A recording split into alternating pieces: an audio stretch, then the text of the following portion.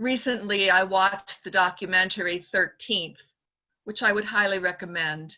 And the title 13th refers to the 13th Amendment to the Constitution of the United States of America, which you saw as this service began. It says, "Neither slavery nor involuntary servitude, except as a punishment for crime, whereof the party shall have been duly convicted, shall exist within the United States or any place subject to their jurisdiction." The documentary ends with the song you just heard, the rapper Common's "Letter to the Free." Institution ain't just a building, but a method of having black and brown bodies fill them. We ain't seen as human beings with feelings.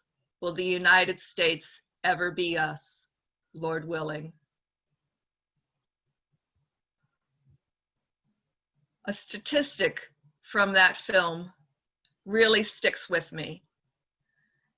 In their lifetime, 1 in 17 white American men will be incarcerated.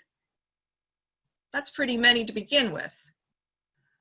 The statistic for Black American men is that 1 in 3 will be incarcerated in their lifetime.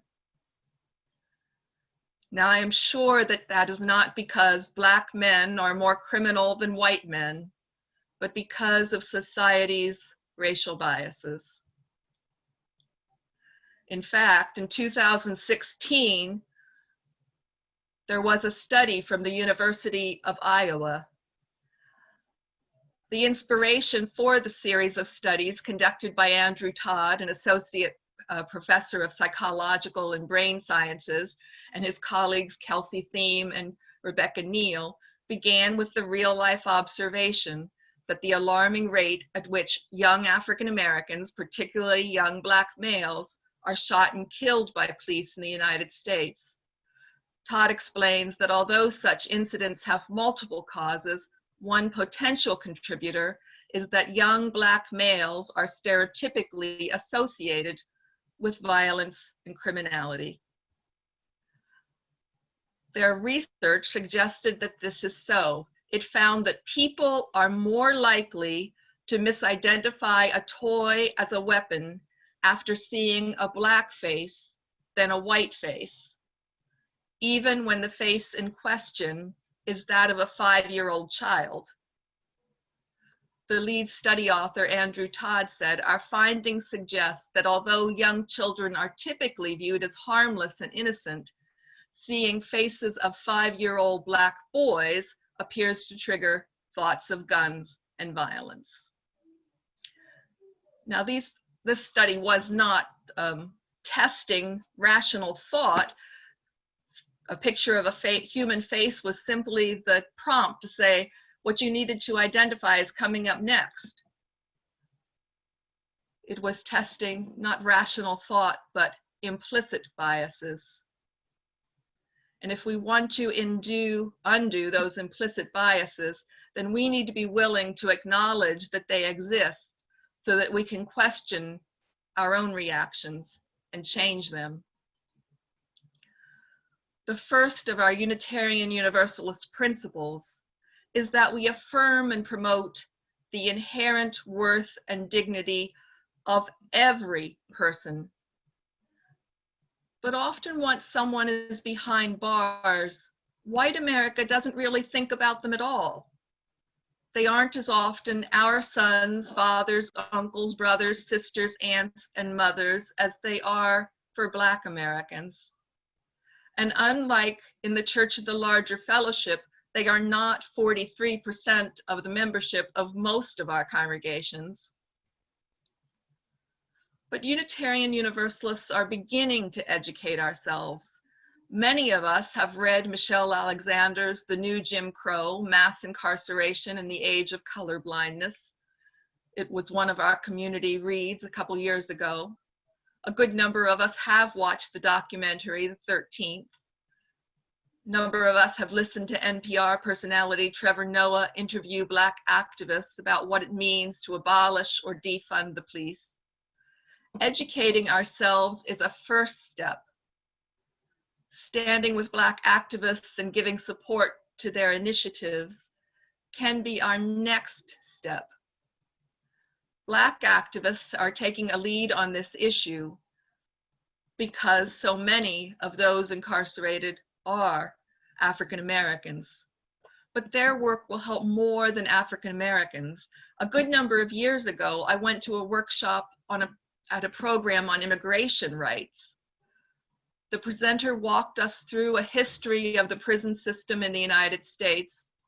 She noted that vagrancy laws were put into place at the end of slavery as one way to reclaim lost labor. Remember that clause in Article 13, neither slavery nor involuntary servitude except as a punishment for crime, whereof the party shall be duly convicted. If you can pick up enough people for vagrancy, you have a new workforce. But the leader of that workshop also noted that as this country became more brown, more and more immigration detention centers were built within our nation. And I remembered an incident from my own ministry. A young couple who had contacted me about officiating at their wedding canceled their first appointment with me, saying there'd been a family emergency. When they rescheduled and we got back together, it turned out that the family emergency had been that the bride's stepfather, an African immigrant, had been picked up and detained for an incident 30 years in his past. Eventually, her father was allowed to remain in this country and he walked his stepdaughter down the aisle at the wedding. But this man had had a family business that he had begun and that he ran. And in the time that he spent in detention, the family business was lost. Back in July of last year, there was an article, Unconvicted and Behind Bars, the Discriminatory Nature of Cash Bail, in which one of the incidents the author Mallory Harmon reported was that in 2010, 16-year-old Khalif Browder was arrested after being accused of stealing a backpack. Browder was eventually deemed not guilty, but because his family couldn't afford the $3,000 bail, he spent 3 years in jail awaiting his trial. Browder committed suicide 2 years after his release. What prices are individuals and our larger society paying for the way our criminal justice system currently works? One lost business, one lost life. How much more? Further into the 2019 article I just referenced, the author reports that Keith Humphreys, a Washington Post journalist, researched the phenomena of US jails remaining as full as ever, even as crime rates drop. Humphrey's conclusion was that there has been an increasing number of unconvicted defendants waiting in jail because they can't afford bail. According to Global Citizen, since 1970, the population of incarcerated people in the United States has grown 700%. Did you get that? I didn't say 7%, I didn't say 70%, 700%. The majority of that influx, says the article, is due to the incarceration of unconvicted defendants, people who are jailed because they can't afford bail. And Humphreys confirmed about 95% of the jail population growth is thus accounted for by people who have not been convicted of a crime. It would seem that this goes counter to the words of our Constitution, neither slavery nor involuntary servitude except as punishment for crime whereof the party shall have been duly convicted shall exist within the United States or any place subject to their jurisdiction.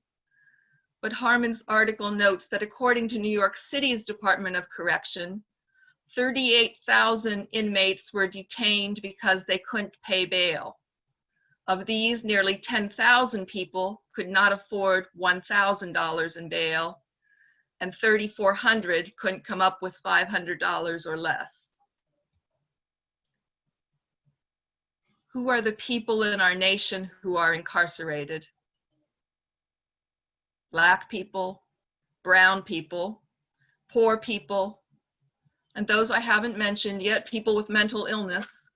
The National Alliance on Mental Illness, NAMI, on their website states that in a mental health crisis, people are more likely to encounter police than get medical help. As a result, 2 million people with mental illness are booked into jails each year. Nearly 15% of men and 30% of women booked into jails have a serious mental health condition. Now, as I was preparing this sermon, I thought the goal might be to develop empathy in us for people who are incarcerated.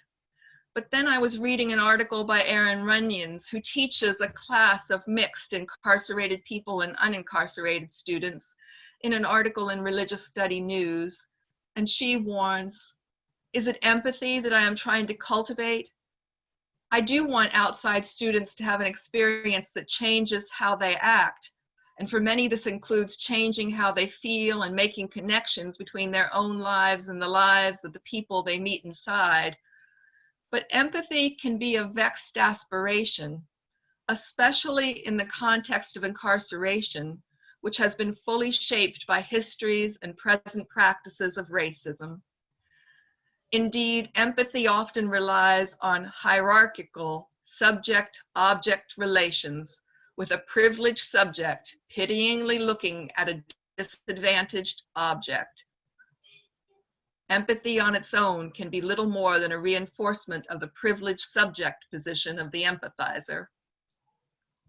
I don't think that's quite where we want to go. Runyon says her students need to spend some time reflecting on where their own views about people who are incarcerated are coming from, and she assigns reflection papers. Now, none of us is going to be able to assign the rest of us reflection papers, but I think we do have to give ourselves our own reflection assignments to really think about where our own ideas about people who are incarcerated come from. Runyon also says her students need to begin to develop a sense of community with the people incarcerated, and that she can't orchestrate that.